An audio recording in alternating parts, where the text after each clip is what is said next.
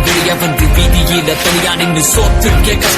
கஷ்டப்பட்டோம் இஷ்டப்பட்டு கோயம்புத்தூர் சிங்கக்குட்டி வளர்த்தது சென்னை செட்டி கேட்டு பாரு என்ன பத்தி தோல்விகள் என்னை சுற்றி நண்பர்கள் ரசிகர்கள் தந்த இந்த பாசம் எவ்வாறு தமிழ் மேல் கொண்ட நேசம் சாசம் தமிழ் மேலே எவ்வளவு பெருசா ஜெயிச்சாலும் சொந்தம் ஏய் நான் எவ்வளவு கேவலமா தோத்தாலும் தோப்பேன்.